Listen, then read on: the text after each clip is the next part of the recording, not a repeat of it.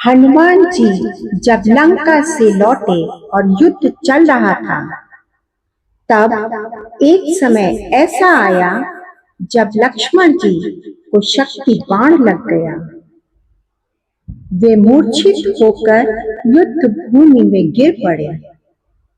पूरा शिविर चिंता में डूब गया।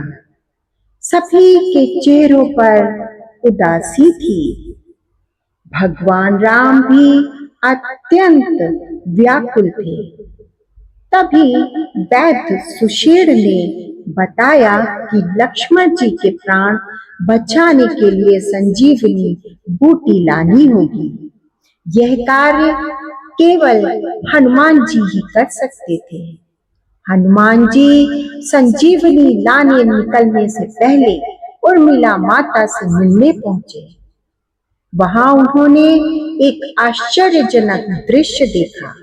जहां सब लोग चिंतित थे, वहीं उर्मिला माता के चेहरे पर चिंता नहीं, बल्कि अटूट विश्वास दिखाई दे रहा था। हनुमान जी ने विनम्रता से कहा, माता, लक्ष्मण जी युद्ध भूमि में मूर्छित पड़े हैं।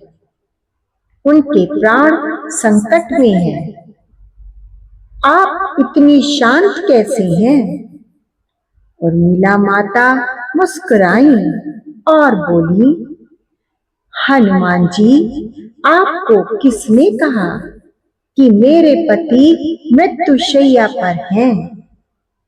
जिस व्यक्ति ने 14 वर्ष तक प्रभु राम की सेवा के लिए अपनी नींद, सुख और आराम का त्याग कर दिया हो, उसकी रक्षा स्वयं प्रभु करते हैं।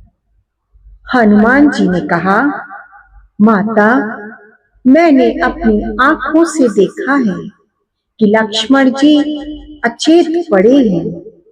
उर्मिला जी बोली, आपका देखना सत्य हो सकता है, लेकिन मेरा विश्वास उससे भी बड़ा सत्य है।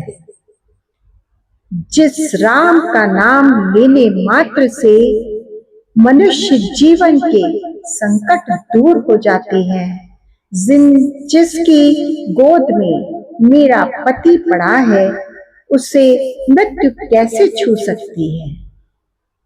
जहां स्वयं भगवान राम उपस्थित हो, वहां यमराज भी कुछ नहीं कर सकते।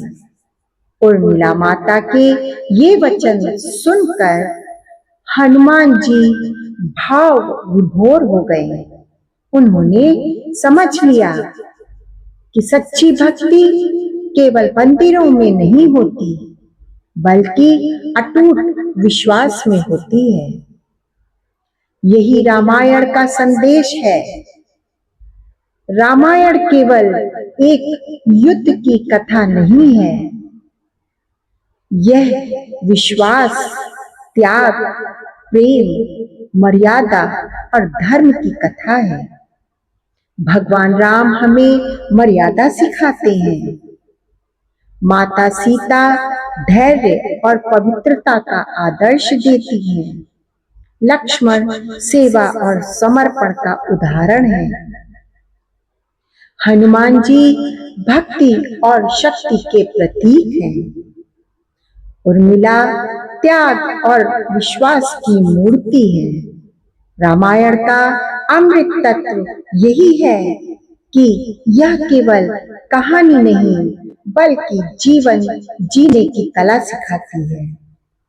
जो व्यक्ति रामायण के आदर्शों को अपनाता है, उसके जीवन के बड़े से बड़े संकट भी छोटे लगने लगते हैं।